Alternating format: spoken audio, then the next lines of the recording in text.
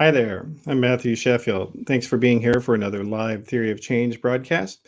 And if you're watching later on YouTube as well, hello to you there as well. All right. Well, we got another great program, interesting discussion for you today. I wanted to just remind everybody that Theory of Change, you can go to our episode archives at theoryofchange.show, where we have transcripts and audio as well. They're a little bit staggered on the release of those, but this episode will be available in a couple of weeks or so. And then, just go to theoryofchange.show. And of course, we are part of the Flux Media Network. So that's flux.community. So if you liked what you saw here, you can check out more content. And we try to do things to look at the broader trends and connections between politics, media, technology, religion, and how they all intersect and influence each other. So please do check that out. And if you would like to support our efforts here, just go to patreon.com/discoverflux. All right.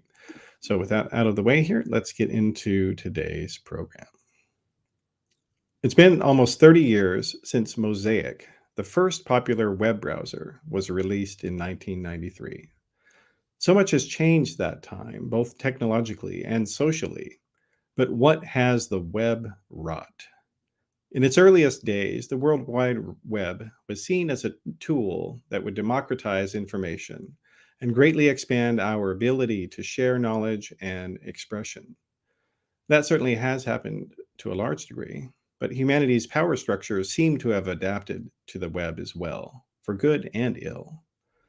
Was the World Wide Web more of a technological revolution rather than a societal one? Have corporate monopolies and political extremists ruined the internet? And if so, what can the rest of us do about it? Joining us to discuss today is Cory Doctorow. He's an author, activist, and journalist who blogs at pluralistic.net.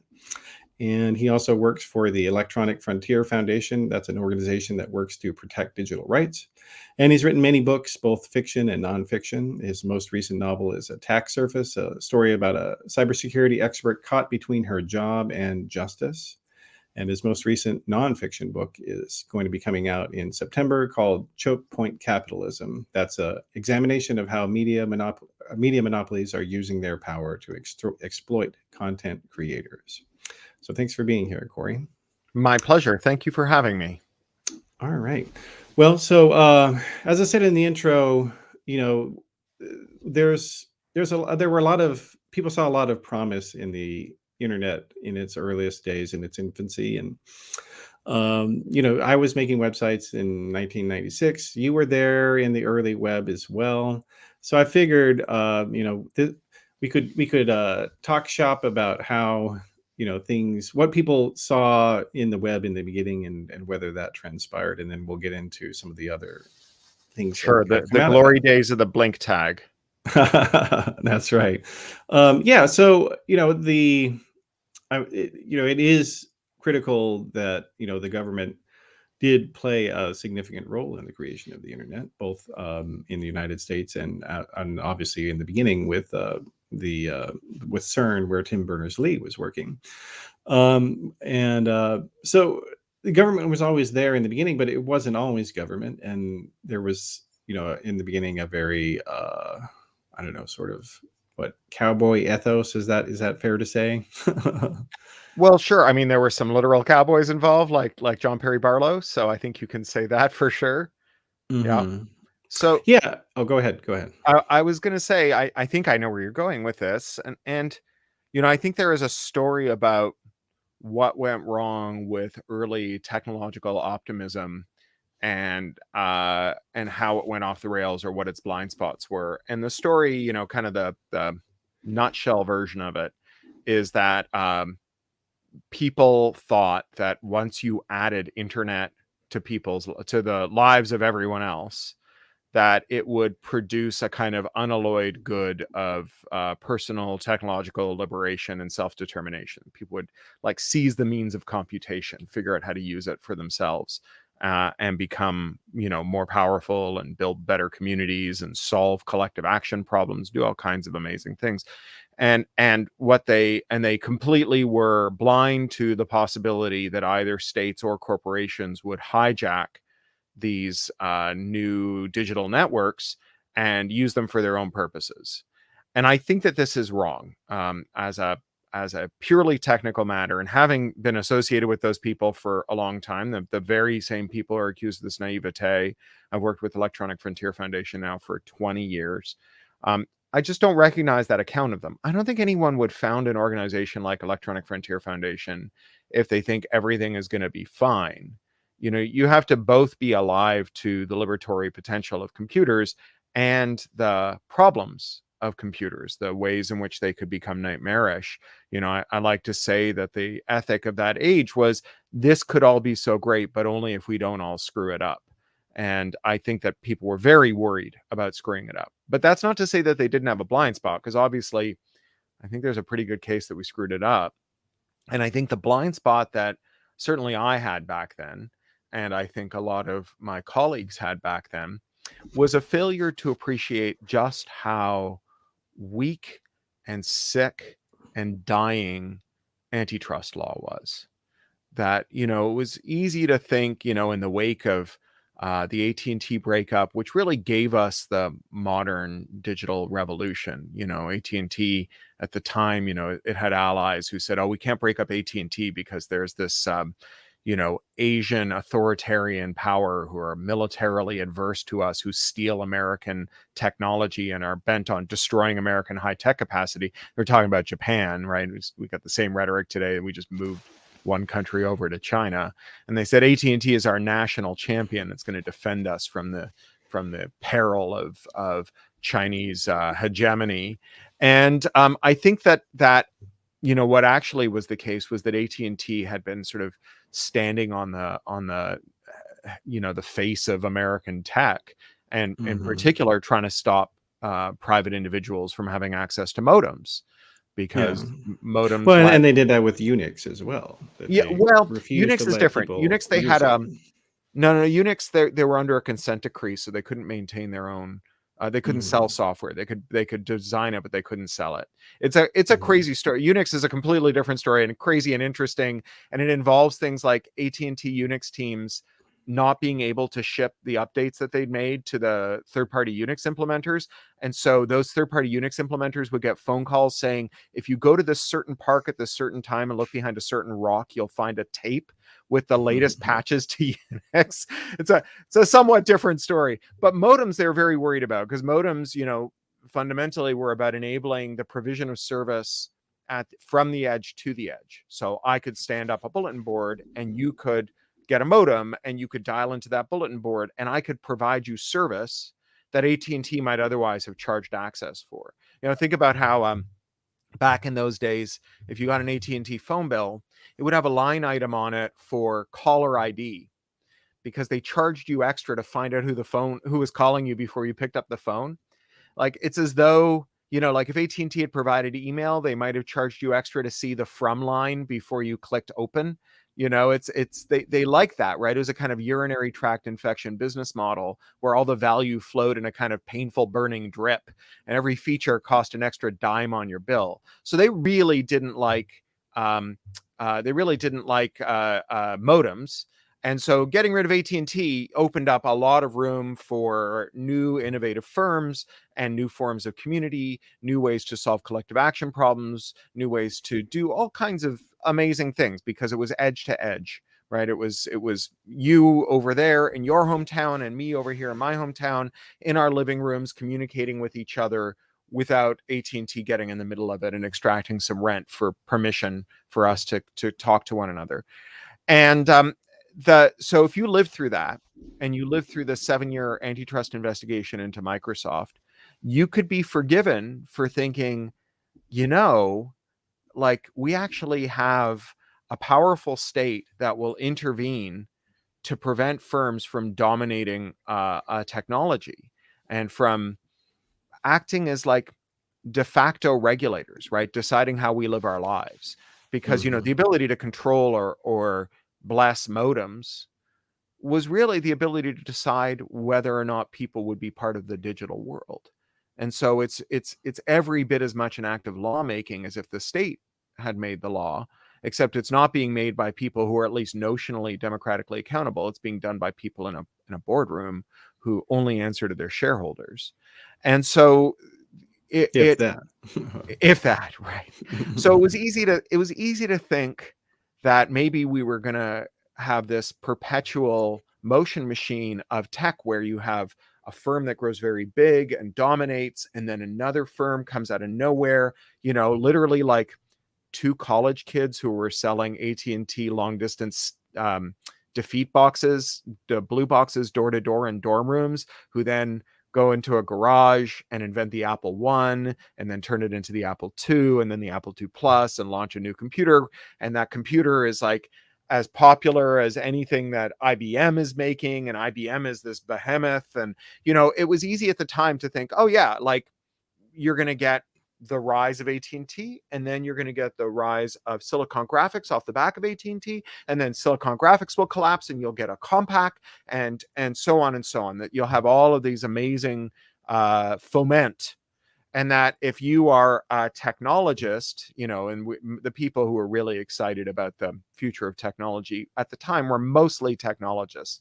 There was this thing where like, oh yeah, sure, I like clock in every day at Silicon Graphics or whatever, but a couple of years from now I'll just go off and start another company, and then I'll kill Silicon Graphics, right? It was very much the kind of ethic of the day. I mean, remember Mozilla stood for Mosaic Killer, right? That was the original. That was why Netscape's code name for its internal browsers was Mozilla. Or at least that's what they claimed when the Godzilla trademark holders came after them. And so what I think we missed was that this was the last hurrah, that the reason AT&T was shut down in 82 is because the Reagan administration did understand that between AT&T and IBM, the American tech industry was being strangled, and they had to kill at least one of them. And they found it more politically palatable to kill the regulated monopoly than IBM, even though arguably they were both as bad for the American tech sector. And so they ideologically chose one, and then they let IBM go. It had been in 12 years of antitrust hell. They called it Antitrust's Vietnam. Every year for 12 years leading up to 82 and the dropping of the suit, IBM outspent the entire Department of Justice antitrust division on lawyers to fight the DOJ. Right. So all the cases the DOJ was prosecuting in every industry across America had a lower bill than IBM's one case, its own bill for one case. So, we didn't realize that when they let AT&T, when they took out AT&T but let IBM go, that it wasn't because they were committing themselves to muscular antitrust. It was because it was like the last thing they were going to do. And more importantly, they weren't going to be on the job afterwards. So if the baby bells that they split AT&T into wanted to merge with each other and recreate AT&T, they would just wave those mergers through, which in fact they went on doing. And, the Microsoft antitrust action looked like a big deal, and then it got overturned on appeal. And that wasn't accidental. There had been a foment in American politics starting in the mid 70s from the Chicago school, the far-right economists who are really the architects of our modern system, to revise antitrust law and neuter it. And, that paid off. There was a thing called the Mann Institute, which was a seminar series that was held in Florida, where judges would go for a free luxury junket every summer under the guise of continuing education, where they would get lectured on something called the consumer welfare theory of antitrust, which basically counseled forbearance against monopolies. 40% of the US judiciary went through a Mann seminar.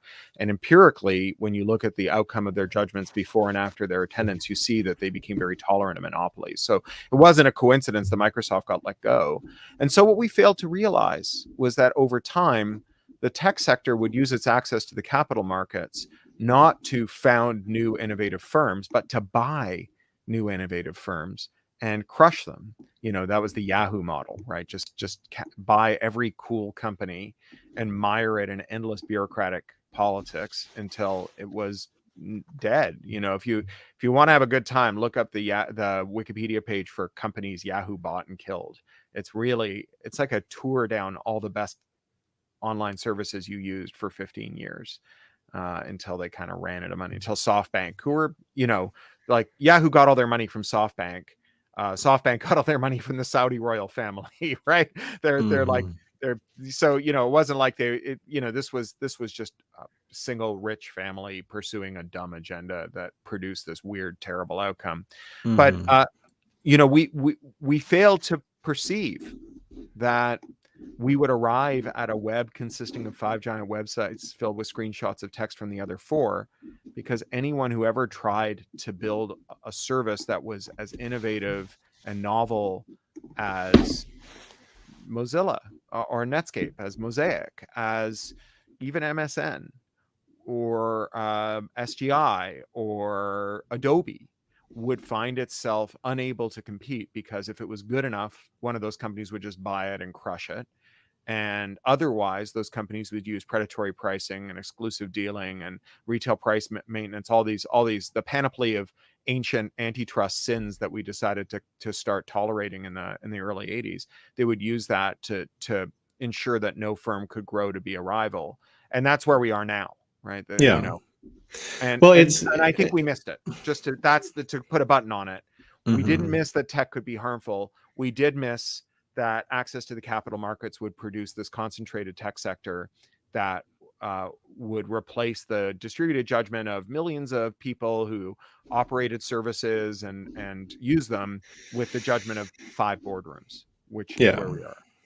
Well, and the other thing also, I think that kind of there might have been more internal industry pressure against some of these developments, in terms of like smaller companies resisting or talking about this concentration. But at the same time, there was also the rise of techno-libertarianism, which was basically not really that different from the Robert Bork, antitrust approach, but it was just a more, it was a elite speak version of Robert Bork, and that, that mentality, it was always present in Silicon Valley from the very beginning, but it wasn't the regnant philosophy in the early days, not necessarily.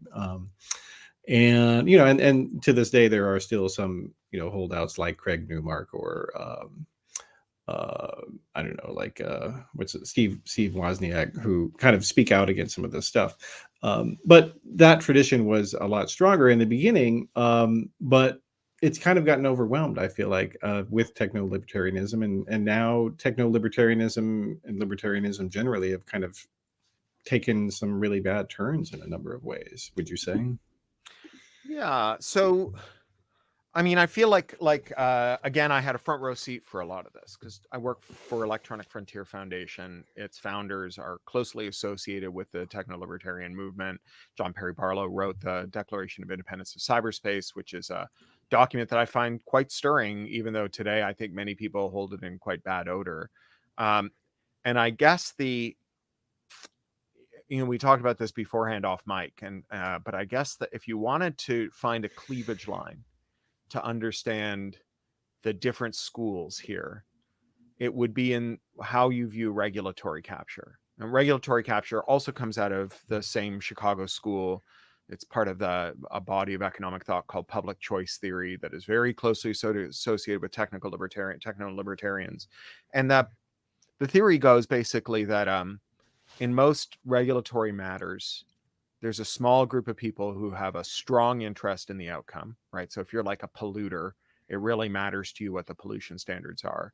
And then there's a bunch of people who have a weaker interest in what it should be. So like the people who might be downstream of the pollution, they might later on acquire a very strong interest in pollution regulation.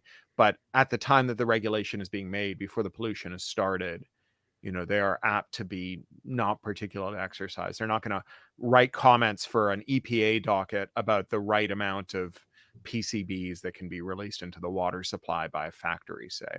And so as a result, what you end up with is firms that end up capturing their regulators, and the regulators end up becoming a kind of agent of the firm, but with the power of the state behind them. and they use that to exclude rivals, right? To make say a pollution regulation that accommodates the processes that they hold and maybe that they've patented, so no one else can replicate those processes, but prohibits all other processes. And so they become the only people who can open a paint factory, say. And so the answer in public choice theory is to basically get rid of regulators. And if you get rid of the regulators, there's no regulator to capture. And then in theory, I guess the market works it out, right? Because you have a fair fight.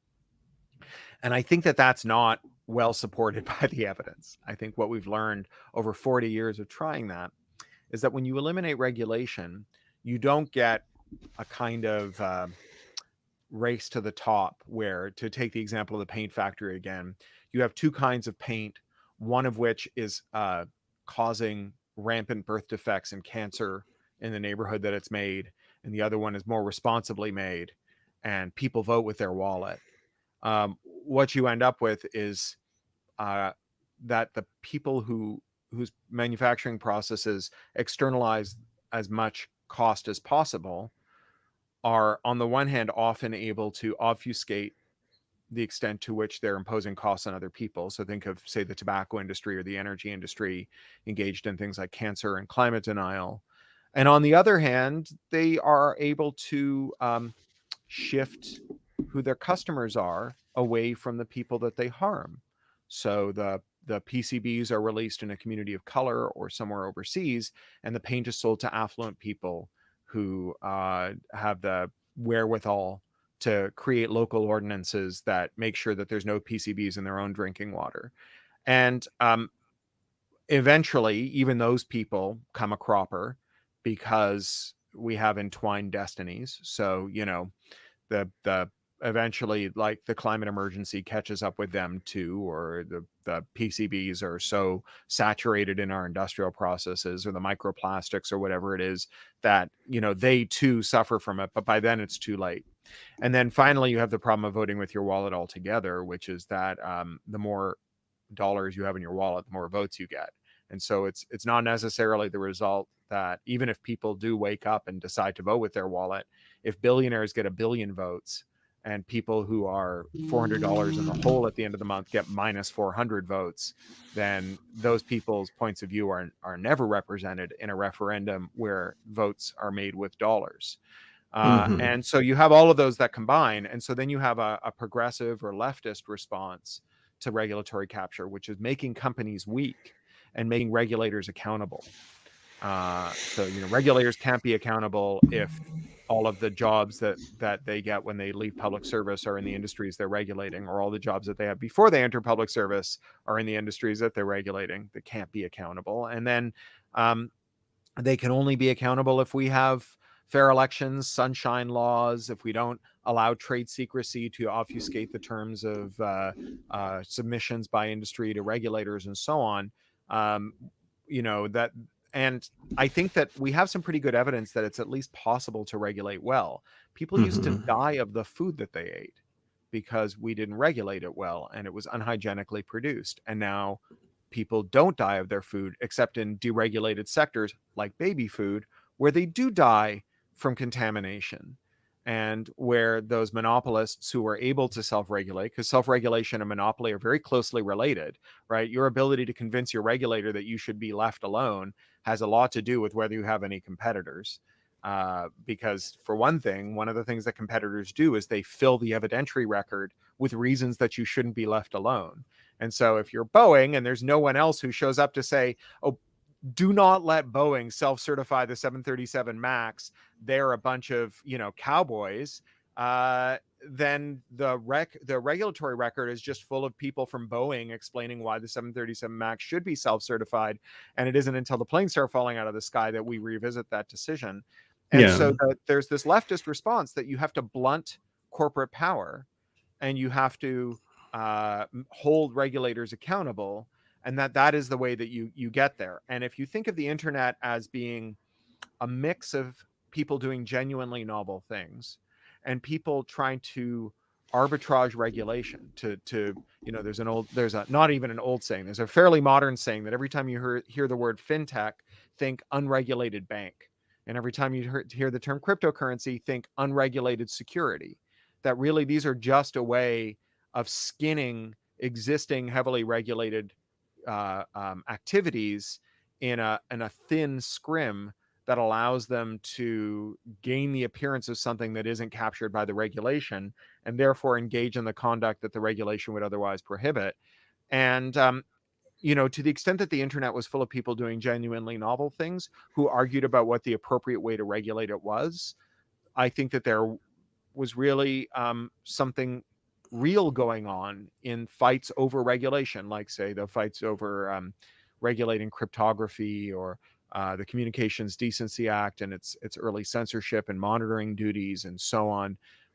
And to the extent that it was just used as a pretense to escape existing largely sound regulation in order to enact the harms that the regulation had been created to prohibit, it was illegitimate. And I think that there are people who were allied with techno-libertarianism because they, for example, understood that as a technical and political matter, it was unreasonable to ban encryption and class it as a munition and limit access to it to the NSA. Uh, and that there were people who were just opposed to all regulation per se, who believed in the same thing. I'm a British citizen. I lived there for 13 years, and I used to periodically call my MEP to ask them to vote against things happening in Brussels that I thought were bad. And my MEP was a Brexiteer. This is before Brexit. And every time I call him, he go, "Look, I keep explaining to you, I vote against everything, right? I like I will vote. It doesn't matter. My vote is always no. You don't need to call me. My vote will be no, because I just vote against all of it." And, there is an alliance between people who object to specific rules and people who object to all rules, because they also object to those specific rules. Yeah. Well, and the thing that I think a lot of this sort of techno libertarian mindset, it also, it's very concerned about governmental tyranny, the idea of, um, lack of control over your actions as a person coming from the government. That's a fully legitimate concern, but there's just this total blind spot, or even a preference in the case of some techno libertarians, for private authoritarianism. So like the idea that, and you see it now, that people are now actively talking about, well, we should have government by corporation, Sure. that that's the best form of government. Yeah. And like, but the reality is, of course, that markets are inherently self-destructive. That a free market, if it starts off with 10 or 12 or 15 companies without any state intervention, is going to centralize to one or two. And that has happened again and again and again. And, not Sure. just in technology, like that is the natural tendency.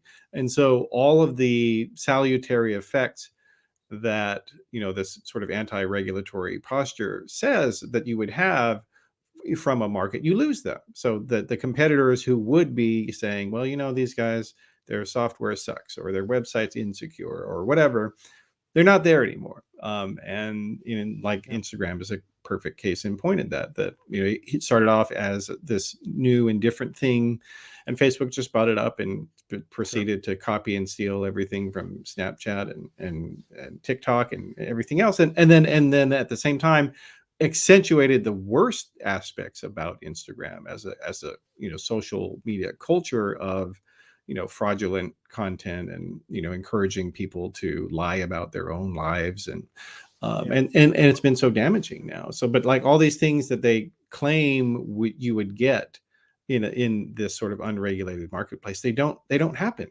They don't happen. Yeah, and I think you've identified another important fracture line, that fracture line of concern about corporate and state power. And it comes up in surveillance debates, but before it came up in surveillance debates, it was coming up in copyright debates. Specifically the free software movement involved people who self-identified as libertarians, who are significant figures in the libertarian movement, who nevertheless resisted proprietary software as a form of corporate hegemony. And you do see a kind of division in that movement with the founding of the term open source. Now, this is getting a little in the weeds here, or it's rehashing an old fight. I think calling it free software was a mistake because of the ambiguity. I know that Richard Stallman liked the ambiguity, that there was some wordplay there. It's free as in beer, or free as in speech, not free as in beer. And I think he viewed it as an opportunity to have a discussion about the ethos of freedom with people who were confused. I think it did more harm than good.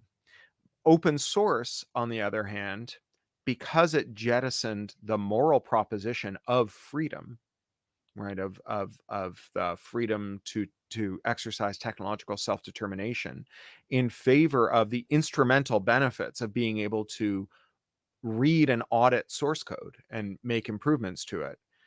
Because it focused on making better code, not making people more free, it produced an outcome that we're living with today, where if you want the source code to most of what Google does, it's really easy to find it, right? Google's cloud runs on the same software that you and I can use, and it's all sitting there on GitHub.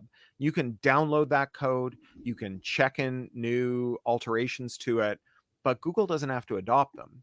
And since most applications today loop through Google's services, or Facebook's, or Apple's, what they have is software freedom, and what you have is open source, because you can't write code that allows you to exercise technological self-determination where self-determination conflicts with Google's priorities. You can see the code, you can make changes to the code, but you can't make those changes on Google, and you need to use Google's infra to make your stuff happen.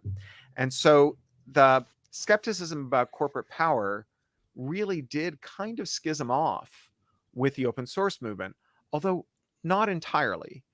It remained somewhat intact to the extent that it became a front in arguments about copyright more broadly, and where the open source movement and the free software movement converged on things like Creative Commons and the open culture movement, and the idea that locking up cultural touchstones in regulated monopoly, and then giving firms the power to reach out beyond the four walls of the firm and control the conduct of online service providers in the name of defending their copyrights, was itself a bridge too far and a source of corporate power.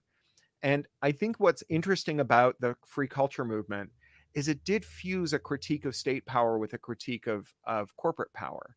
It said that, it's the regulated monopoly of copyright combined with the hegemony of a highly concentrated entertainment industry that produces the risks that we get from copyright to a free and open internet. And I think that critique, or that synthesis, is where we're coming to in the debate about public and private surveillance. So, there are people who say, well, I fear government surveillance. Whenever I go to Silicon Valley and give a talk at a tech firm or to a tech audience about the NSA, they'll say, like, yeah, I don't worry about like Google spying on me, because they just want to show me better ads. But the NSA is full of people who are too dumb to work at Google, and they want to put me in a gulag. And so I don't want them spying on me. And then if I'm like inside the Beltway or talking to the West Point Cyber Institute, they'll say, like, I got security clearance. I work with these people. They just want to defend the country. But Google, they'd sell their mothers for a nickel. I don't want them spying on me, right? My employer, Uncle Sam, in order to get my clearance, I had to tell them everything. They already know all my secrets, but Google acquired my secrets illegitimately. And what I think we're arriving at is an understanding that the reason that Google can spy so effectively and with so much forbearance from the state, and the reason that other tech firms are also able to effect this mass surveillance, is that the state really relies on private firms to do its own state surveillance, right? If the NSA had to, or the FBI had to scratch build a system that would identify everyone that was at a protest, it would cost them trillions, and they would run up against all kinds of constitutional barriers. But if the FBI serves a geofenced reverse warrant on Google and says, tell me the identifiers of everyone in this location inside this rectangle at this time, they can often without a warrant, but even with a warrant that's not so hard to procure, affect the exact same thing. So Google relies on the state's forbearance that allows it to collect data on us, and the state relies on Google's data collection to affect public surveillance. And it is a symbiotic relationship, in the same way that we, who worried about free culture, identified a symbiotic relationship between state monopoly power in the form of the limited monopoly grant of copyright, and the power of a highly concentrated entertainment industry to structure our everyday communications and our lives by exercising that state monopoly.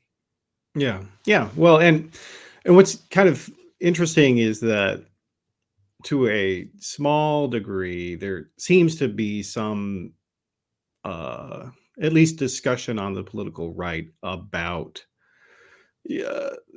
general skepticism toward big tech, quote unquote. But Sure. the critique that they're making is fundamentally flawed and awful. And it's also hilarious that it's being made and funded in part by Peter Thiel, a guy who is literally at the nexus of government and private surveillance capitalism. Like his entire business is built around that type of Mhm. surveillance and that type of privacy invasion, and He that also type of explicitly advocates control. for monopoly and calls competition wasteful. He says Yeah. competition is for losers. Yeah, exactly. And of course, so like, how is that a free market mentality? Of course, it isn't. And because yeah, I mean, the reality is that you need a government to have a free market because they can't sustain themselves. But at the same time, with this whole right wing big tech criticism that you're seeing, it seems to be largely devolving to, well, they banned me because I like to post Hitler memes. And that seems to mostly be what it is. Now, at the same time, I think it's useful as a political posture for them to be able to say, oh, well, we're anti big business too. Mhm. And so people on the political left seem to not see the salience for that issue and don't really respond to the ludicrous and disingenuousness of it. Do you think?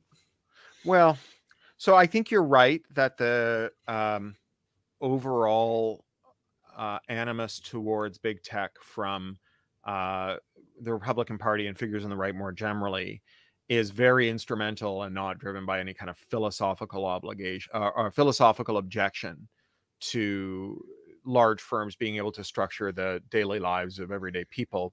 One thing we talked about briefly before we went on air was the political scientist Cory Robbins' theory of what it means to be on the right. So Robin, he wrote this great book called The Reactionary Mind, and he says, we have all these different philosophies we call the right.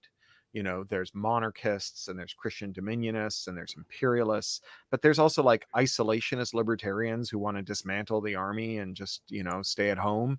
Um, there's white nationalists, there's Hindu nationalists. Like, what does it mean to be on the right? What is it that makes all these things right wing movements? And he says it's something as old.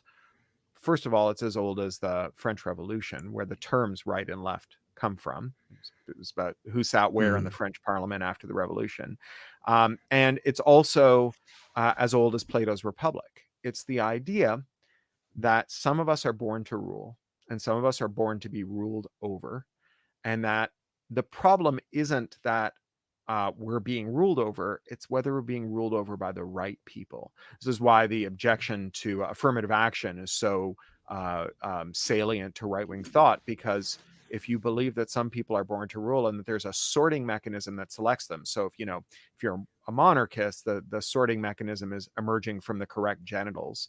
If you're a libertarian, it's the invisible hand. But there are all these different ways of of Yeah. of of sorting taking place, and what affirmative action does is it upends the order, and it makes the world a worse place, because it lets uh, bad people be in charge when good It people should prevents be. the natural hierarchy. Yeah, yeah. Um, The yeah. philosopher king is at the bottom of the pyramid, and you've got someone who should be just happy to have a toga and sandals running things.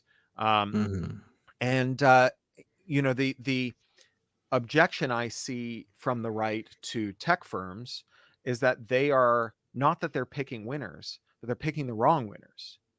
That they're Hmm. picking people who disagree with them. They're all for example, people being kicked off platforms for advocating for LGBTQ or for claiming that it is illegitimate for Israel to occupy Palestinian territory, or for uh, well, I mean, you'll often hear them say that they believe in free speech but not libel, by which they mean rich people should be able to shut up their critics. So like And Elon Peter Musk, Thiel again there. yeah, Peter Thiel, or Elon Musk, who in his weird Twitter sojourn has frequently said, well, we should police libel but not other forms of speech, is also a guy who libeled someone else and then called a Thai, or a British expatriate in Thailand who wanted to rescue some children from a cave, a pedophile, and didn't advance it as hyperbole or a statement of opinion, but rather kind of as a statement of fact to the material detriment of this person, and was able to buy his way out of the charge. But I think that the common understanding of what we mean when we say libel is that. So these people have this instrumental view. They want the good guys to be able to shut up the bad guys, and but they don't want a world in which in which you have unfettered free speech, right? They Yeah. want a certain kind of free speech. And so, I think that as the Tech Dirt podcast people like to say, or not Tech Dirt, the Trash Future podcast likes to say, that a lot of the right wing energy for breaking up big tech could be assuaged simply by opening every board meeting of a big tech company with a stolen likes acknowledgement, in which we acknowledge that we stand here on a fortune built on the likes that were stolen by the shadow banned figures of the right, and that would resolve all of their complaints. Yeah, And or they could just start with an opening prayer, and that would shut them yeah, up right. also. Well, exactly. Yeah, but I think that here's why I'm sanguine about that, or somewhat sanguine about it. And it's the same reason that I'm sanguine about the fact that a lot of the energy for big tech antitrust is coming from other monopolized sectors like telecoms and entertainment, right? Disney is four square for big tech antitrust, and so is Comcast, which is of course part of Universal. They're like the crossover between big entertainment and big telco, and they all think that we can rouse the sleeping giant of antitrust, get it to fight a single battle against their enemies, and then put it back into a coma for another 40 years until we need it again. And what the history of antitrust tells us is that this is not how it works. That people move from strength to strength and victory to victory. And when they find themselves having successfully managed an antitrust victory and having broken up a dominant firm or a dominant industry, that emboldens enforcers and the public who give them the political will to act boldly, and they move on to the next and the next. I think they're playing a very dangerous game, and I'm here for it. I'm like, by all means, play that dangerous game. You know? Hmm. Yeah, well, and it's interesting also that with this whole antitrust discussion, it's just finally coming up also on the left as well. So at the same time, you got this sort of disingenuous right-wing antitrust, and they actually, to some degree, are in some states actually trying to sign on to some antitrust Sure. lawsuits. Like they've got the wrong motivation, but hey, we'll take Yep. it. But at the same time, it is something that I think a lot of people, especially in the upper echelons of the center left, they don't understand that this is something that uh, is very powerful as a political messaging device. And it's yet another way in which the political right has basically tried to capture this widespread and justified anger Mm-hmm. at our current economic system and inequality and racial inequality and other forms of discrimination that exist. The right is basically trying to say, yes, that's all real, you're right to be upset, but then don't really want to offer any solutions. Sure. Whereas, and then the left has basically been has evolved into, well, the system's not so bad. You Yeah. should just take your lot and get over it. Yeah, this is a thing that anthropologists call schismogenesis, or you might call it like the enemy of my enemy. There's a really good book about this, the David Graeber, David Wengrow, Rise of Everything, or Dawn of Everything. It's the last book David Graeber wrote before he died, and it's a massive anthropology of how different cultures evolve. And schismogenesis is the idea that we define ourselves by not being like the people next door. So, if you look at, say, Pacific tribes of the pre-Columbian age, indigenous tribes of the pre-Columbian age, you would have neighboring tribes where on this side, the thing that made you fit to be a ruler is that you would never be seen doing heavy work. And on this side, the thing that defines you as a ruler is that you perform heroic feats of strength. Right. And, we can imagine both of those. We've seen both, like there are modern equivalents to both of those. And so, a way that this played out in liberal and even to a certain extent left politics in the Trump years is a bunch of people who went, well, James Comey hates Donald Trump. Maybe the FBI is great, actually. Right. Maybe the organization that told Martin Luther King to kill himself and spied on protest movements and seeded them with provocateurs and led to the arrest of people who are advocating for human rights abroad and so on. Maybe they're actually my friends because they hate Donald Trump. And the inability to conceive of people being having a shared animus with you when you disagree with them about everything else is a real problem. And it's a problem. I think you might be right in identifying it as a pathology, at least of liberal thought, if not left thought. I don't know that it's as widespread in the right. I think there's the element. I think in the right it tends to be more aesthetic. It's like that. Think of John Birch Society people burning Beatles records. It's like this is degenerate, and we are aesthetically committed to something that is different, to Pat Boone instead of John Lennon, when really neither of them were particularly that political. It's really about the clothes you're wearing and not the ideas you're espousing. And Mhm. as we see with bikers for Trump, you can look like a counterculture figure and still be Foursquare for reactionary politics, right? It doesn't say anything. Like what you wear doesn't really say anything about who you are politically. So I think that there are people, especially in the liberal on the liberal side, who see that right-wing antitrust includes some genuinely batshit ideas like must carry rules, where you say that tech firms must are legally required to carry certain points of view. If you carry one point of view, you have to carry the other. Sometimes it's called a fairness doctrine.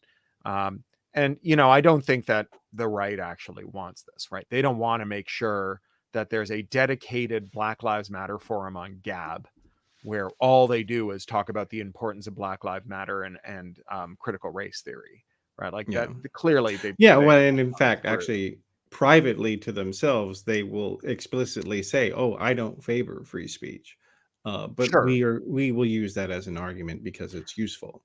Or Um, I think that there are people who are actual free speech absolutists within sure. those camp. I think that it's not, I wouldn't call it thoughtlessness, but it's an inability to understand that the heckler's veto is more powerful when you start at a social disadvantage. So when you say, "Oh, people say mean things to me when I espouse my point of view. If you can't take it, get off Twitter." They don't really understand what it's like to be on the receiving end of a really powerful torrent. The one exception I would actually say, although I think he's a poltroon, is Elon Musk. I actually think Elon Musk is legitimately motivated by the trauma of being on the wrong end of a lot of Twitter trolling. And the reason I think this is that one time Elon Musk tweeted, "I consider myself a utopian socialist in the mold of Ian Banks." This is great Scottish science fiction writer who I knew. I wasn't a close pal of his, but I knew him. He was a socialist and a union man. And I just I couldn't keep my hands off it. I replied and I said, I knew Ian. He was a staunch union advocate. National Labor Relations Board is coming after you for the way you run your factories. I don't think you get to call yourself a utopian socialist in the mold of Ian Banks. And he came back and he said, well, I've read Ian Banks' science fiction novels, the culture novels, and there's no trade unions in them. And I said, yes, because they're set 1,000,000 years in the future on spaceships the size of solar systems with 1 trillion people living on them that travel at hundreds of times the speed of light, run by omnipotent and omniscient artificial intelligences. And he said, well, if Banks could have seen one of my factories, he would have understood also that I don't need unions either, because I'm doing something very advanced too. And I said, I'm sorry, I just don't think that eking out marginal gains in the production of electric vehicles rises to the level of traveling faster than the speed of light. And then he called me an enemy of progress, or an enemy of humanity, and blocked me. But the outcome, the reason I tell that story is that if you have ever been in exchange with Elon Musk, you will be hammered for the rest of your life by bots and trolls trying to put him on tilt, many of whom I think have short positions in Tesla. Like, I just caught 1% of what it's like to be in his mentions.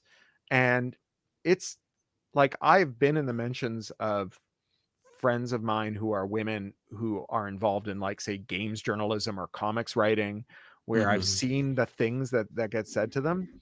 Oh yeah. I think they're more violent, the things that get said to those women, and maybe more vile, but I think Musk actually has a bigger volume of genuinely awful things said to him, just relentlessly. So I Yeah. actually think Musk maybe knows.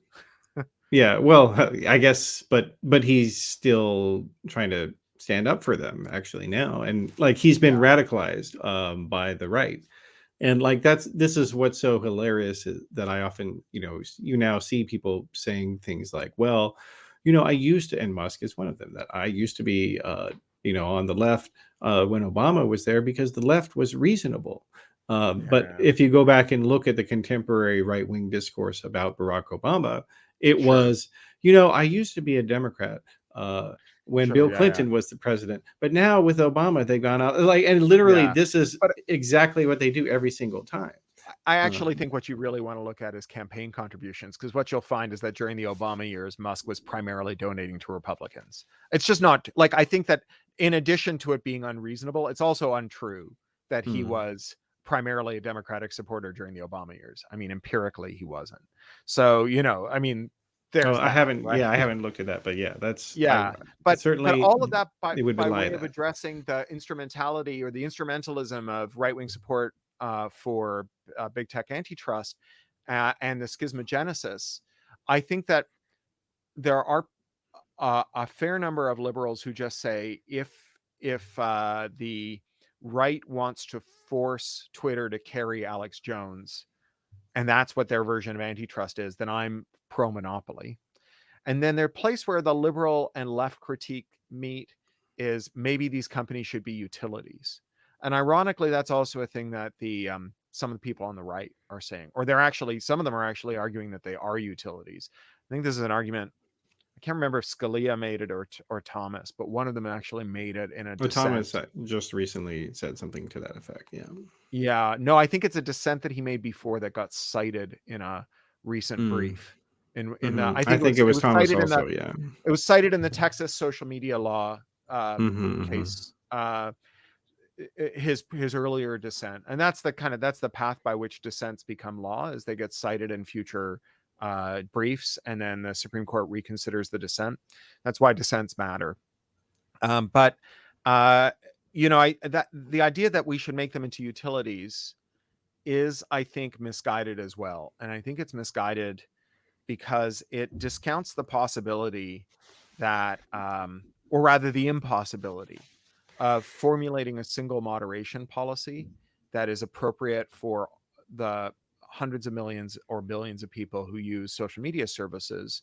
That, the problem isn't just that they're unfair or that they underinvest in moderation.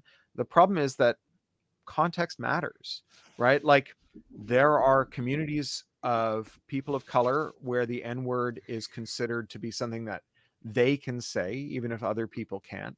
And there are other communities of color where that is untrue. And you any imposition by a firm of a norm that explains which one of those is going to be the rule is it's unfair, it's unjust, and it doesn't fight racism. It just decides unilaterally what is and isn't permissible discourse. And Yeah. so what we need to have is a multiplicity of conversational spaces with a multiplicity of moderation policies that are devolved to the people Yeah. who participate in those conversations. Well, and that's why, yeah, in terms of like discussing Facebook, in addition to breaking it up, I also favor forcing them to open up their APIs so that Sure. if you don't like Facebook and you don't agree with their moderation policies, then you actually would be able to still participate in Facebook, but not be on it. And I mean, and to a limited extent, I am sympathetic to a utility argument in regards to like services that they provide to you, so like photo hosting or file sharing or what, things like that. These are things that are not necessarily a social component. They're just, it's your stuff, it's your private stuff, you're primarily the only person who looks at it. So like, I think that if somebody is banned from some network, that they should still have the right to their private correspondence on that network. um, Sure. and because that is a utility aspect. But yeah, the utility argument fails because it it's not, these are not utilities, these are communities. And so in the same Sure. way that you can't say that the government, doesn't go off, the federal government doesn't go off and say, well, we're going to decide what is obscenity in Maryland and in Utah. Like, these are dramatically different jurisdictions, and so Right. it makes sense for them to have different standards, because that's how it works offline, and that's how it needs to work online. Yeah, and I don't think you have to go to a utility model to say that people have rights to the data that they stored on a service, or the right to carry over. Your landlord gets to kick you out of your house, although, I'm not big on eviction laws either, but your landlord gets to kick you out of the house. He doesn't get to keep all your stuff, right? A restaurant can decide to sling your ass because you're making too much noise. They don't get to keep your wallet. Even where we say there's a private right to exclude someone or to withdraw service from someone, it doesn't mean that you have the right to inflict additional kind of cruelties upon them just because you can't agree about whether or not they have a legitimate use of your service. Yeah, And they don't exactly. have to be a utility for that, right? We don't have to make every bar that kicks out a drunk a utility to make sure that the drunk gets to keep their wallet when they get kicked out. Yeah, no, very true, very true. All right, well, real quick here, before we wrap up, let's get into cryptocurrency just a little bit. And If we obviously that's must. a big topic. But like this cryptocurrency it's like a rehash. Just, I mean, so much of the things that people think are a new sort of dramatic innovation or whatever, like, it's really just sort of a rehash of something that came before, in some way. So, like, for the longest time in the United States, businesses could issue. I mean, it became illegal after a while, but like businesses issued currency. Like, you could issue currency, We have they were and called wildcat banks. that's And right, they that's they were right. they were called that because they had crazy animals on the money. Yeah, Yeah. and that was a thing that was very common, and eventually it caused a lot of problems, and people decided, okay, you know what, we're not going to allow this anymore. Um, that's essentially what we're seeing with crypto, isn't it?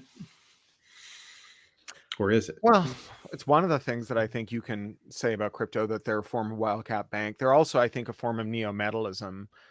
So, the other thing that we used to have was a gold standard. And there's a lot of romance among metalists, who are people who like gold standards or gold and silver, about how that was run. The reality is that every government, even the ones that operated on gold standards, also issued what they disparagingly call fiat currency, which is fiat just means because I say so. So money that was worth something because they said so. Because the reality is that monetary supply and the growth of the economy are not necessarily well coupled or well matched. And so when the economy gets bigger, you need more money to transact services, or the value of the money starts to fall, right? When the ratio of goods and services for sale in a currency to the amount of currency changes, if if it changes such that there's more goods and fewer dollars, or fewer dollars per good, then the value of goods goes down, the value of dollars goes up, which may sound great, but what in practice it does is it makes people not spend. You know, if your dollar is worth twice as much tomorrow as it was today, why would you spend it today unless you absolutely had to? And this is called deflation, and it can cause economic collapses. And Um, it's much worse than inflation Sure. for And that the reason. causes of inflation are rather mysterious. They're not entirely about money creation. In fact, you know, some of the big examples of of hyperinflation, like Weimar Germany, are historically did not unfold the way that we remember them. So Weimar Germany is remembered as a moment of excessive money creation that crashed prices, or rather sent prices up. And in fact, it was quite the reverse. The prices went up so fast that there wasn't enough money. And what ended up happening is that shopkeepers were empowered to create money to make their payroll. They were effectively turned into fiscal agents because people were demanding more money in order to buy the things whose prices were going up. And so the money creation followed the price inflation, not the other way around. Just as like an historic matter, right? If you go back and you look at the timeline, that's what happened. So the question is, why did prices go up in Weimar when before the money creation happened, right? What drove the increase in prices? What I think is most plausibly the underlying cause of the increase in prices was obligation to pay war reparations stemming from the Treaty of Versailles after World War Hmm. One in gold, and they ran out of gold, and so they couldn't import things because nobody wanted to take Deutschmarks for stuff. They wanted hard currency for stuff, and so they ran out of stuff, and so there were bidding wars for stuff, which drove the prices up. Right, so it was a matter of capacity. They couldn't make this stuff domestically because their own industrial capacity had been destroyed by war and by the decision to orient their productive capacity around war making. And then they hadn't been able to rebuild after the war because they had to make reparations to the nations they were belligerent against. And there's a funny story about this, which is that Woodrow Wilson, who was the American negotiator at the Treaty of Versailles, the president at the time, understood that this was an outcome, and he was very adamant that war reparations from Germany not destabilize the German economy, because he thought that it would lead them into becoming a military belligerent power again. And on the key day when they were supposed to be negotiating this, he got the flu. It was during the flu pandemic. Hmm. And he basically stepped away from the negotiations, and the French and other victims of German aggression came up with a reparations package that destroyed the German economy and led them into the kind of desperate circumstances in which the ideas of Adolf Hitler sounded palatable. So really, like, there's this, you know, as we live through this pandemic, it's funny to think about the extent to which all of these are related. But you know, this hyperinflation was not reckless money creation. It was other exogenous factors. It was a failure to have the Hmm. domestic capacity to produce and the gold to buy, and so their economy was hamstrung.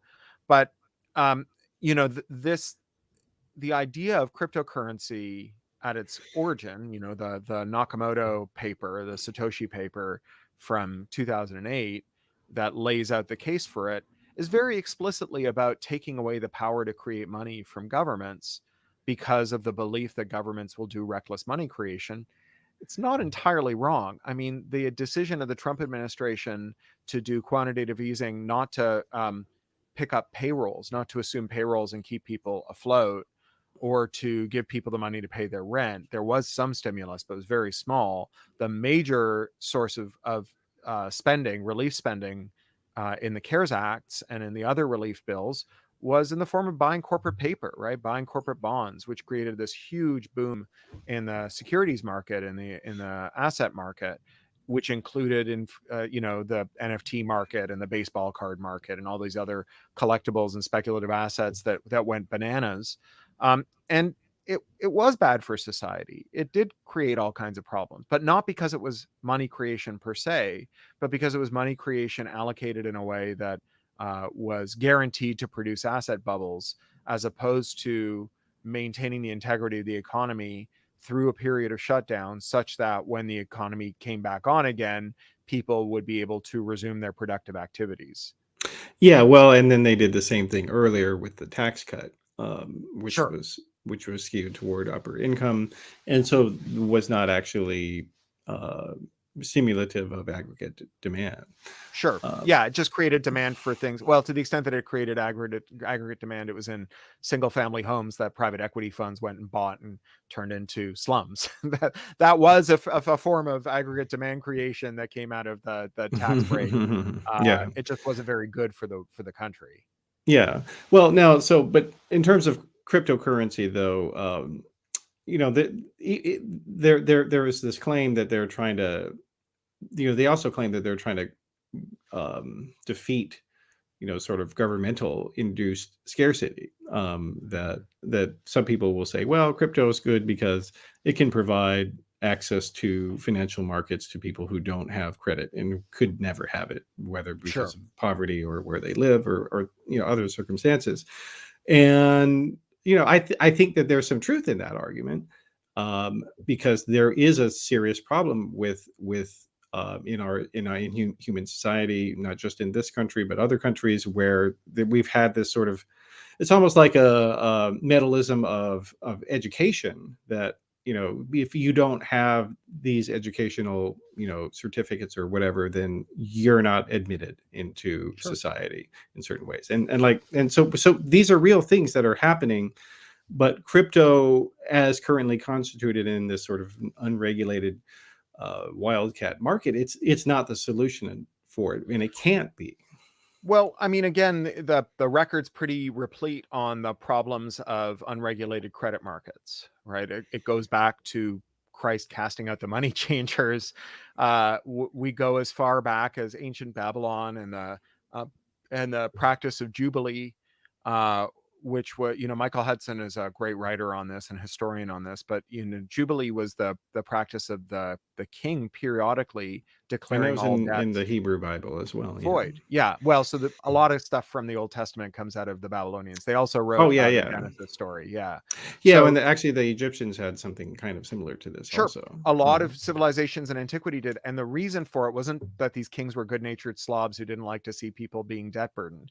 It was because debt service would swallow the productive activity of their kingdoms, and they would, so the wealth of the kingdom and their ability to leverage that wealth to make war or amass riches or make monuments or any of the other things that kings wanted to do, and we can substitute the will of kings for the will of democratically accountable legislatures. All of that was hamstrung because rather than doing productive things, people were doing things that had exchange value so that they could raise coins so that they could service debt. And And then Jubilee was that debt would considered, just be hoarded and then the upon debt would be hoarded by collection. people who had lots of money who would use it Yeah. and because people were no longer productive, they would have need of more credit. And that extra credit they needed would then lead them to greater indebtedness, which would then, and so on and so on. So there was a vicious cycle. And there's a kind of natural selection there, right? Political systems that didn't practice Jubilee collapsed under the weight of debt service and were replaced by ones where Jubilee was in there. And Jubilee is I think would be a great strategy to have now, but it's we can think of it as being on a continuum with all regulation of debt practices. And again, back to regulatory capture, the fact that some regulation is bad doesn't mean that we need to get rid of regulation. It means that we need to make regulation grounded in evidence, practiced by people who don't have conflicts of interest and are accountable to the public, and so on and so on. And it's true, our credit markets are a mess. And they do practice a form of racial discrimination, and they do magnify the problems of inequality. The ProPublica IRS files, where they have gained access to the IRS returns of the richest people in America, has identified and codified a practice called borrow. What is it? Buy, borrow, Buy, die. borrow, die. That's it. Yeah. That's right. So, you have an asset. That asset is sheltered. It's never taxed because you never liquidate the asset. You stake the asset as collateral. You borrow at incredibly favorable rates. You use that to acquire more assets. And then when you die, you use favorable inheritance terms like the step Well, up in and base. untaxed borrowing. Yeah. Yeah, that's right. And then you use Um, the very favorable terms for uh, passing on assets to your descendants, so that they're never taxed even when you die. And so you just have the acquisition and amount and growth of billions and billions in fortunes that are live in a state of untaxable grace. And you and I don't have access to that, right? You have to have billions of dollars to to begin with. make billions of dollars.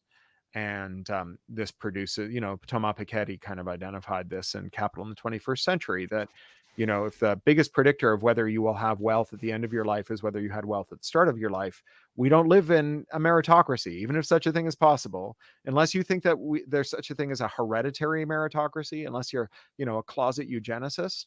Then the fact that all the people who have money when they die are people who had money when they were born is evidence that we don't live in a meritocracy. And so these unregulated debt markets have been very predatory. They remain very predatory.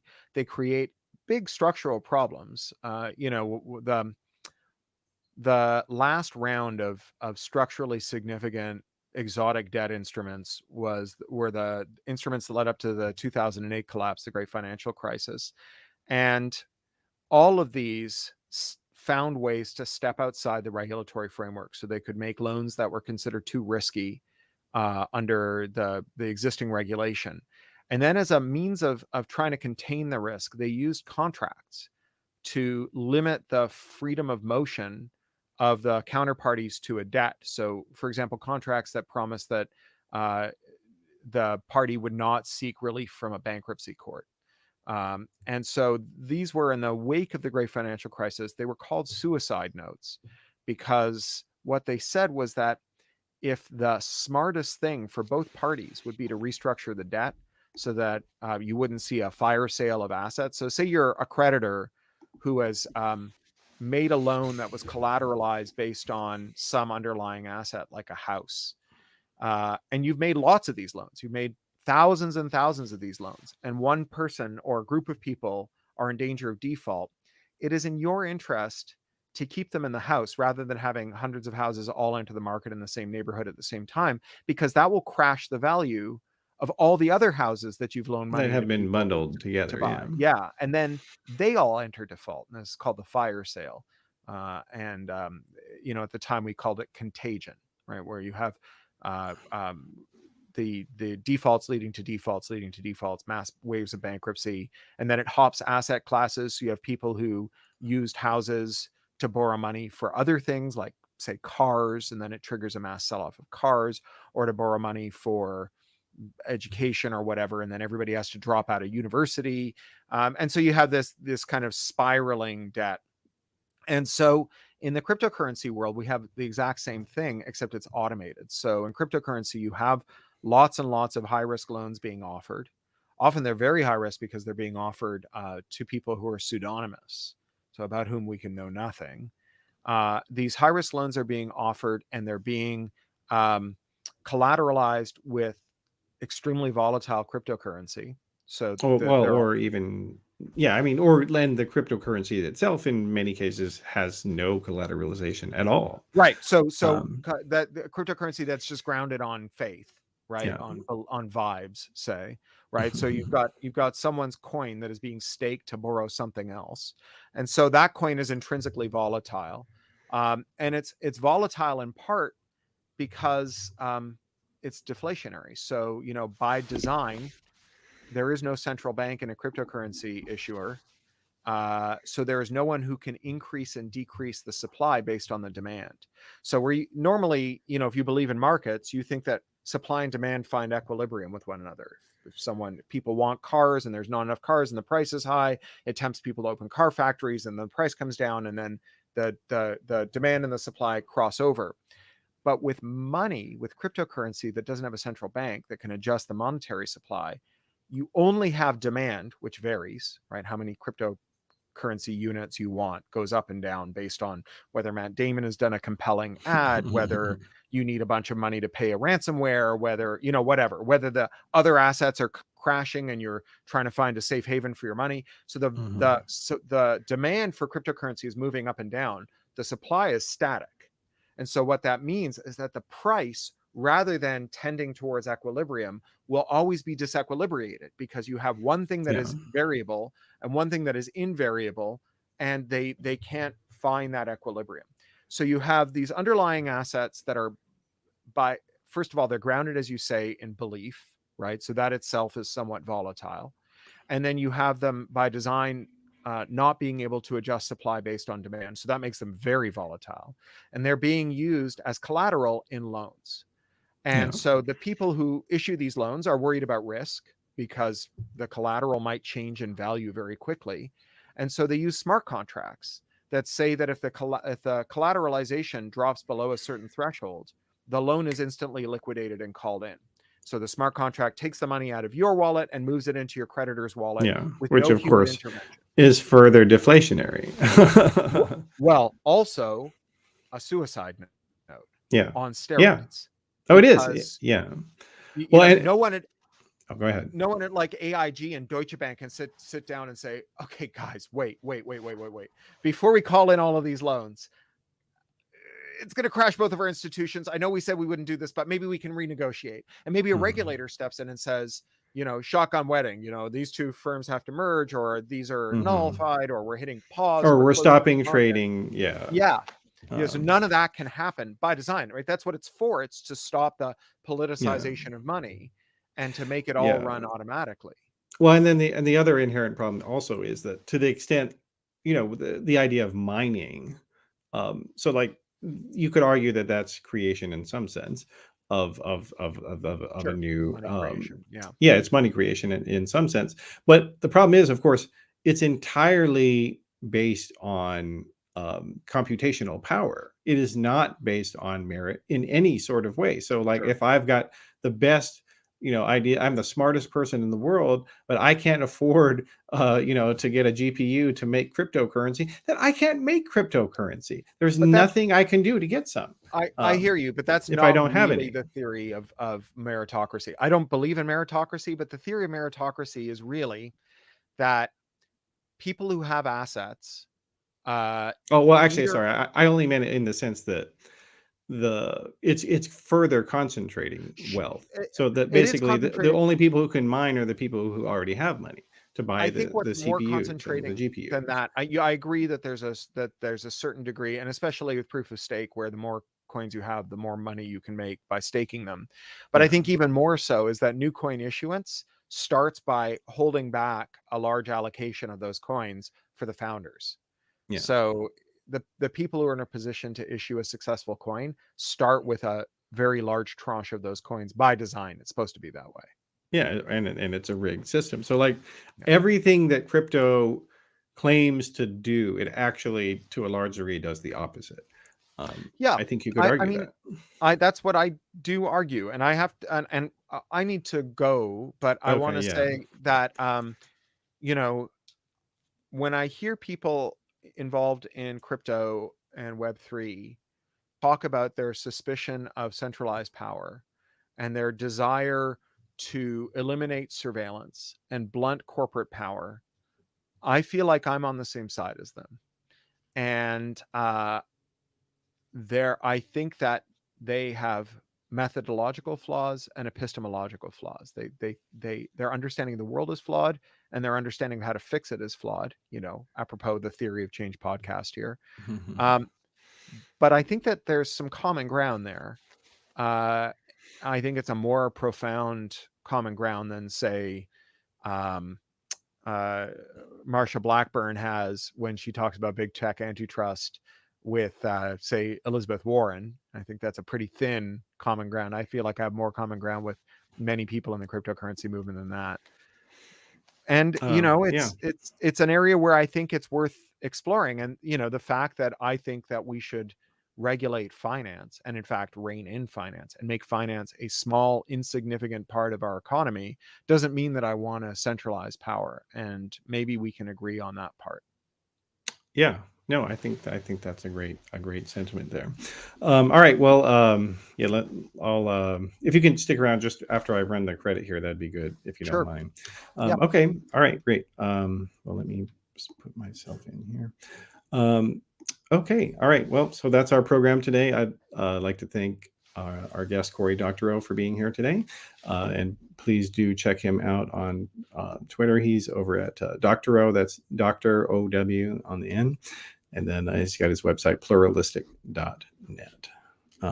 All right, well, so that's our show for today, and please do check out the additional archives that we've got at theoryofchange.show, and that will direct you to the appropriate page on flux.community. And we hope you can join us next time. And if you liked what we're doing here, please go to patreon.com/discoverflux. Thanks a lot. I'm Matthew Sheffield.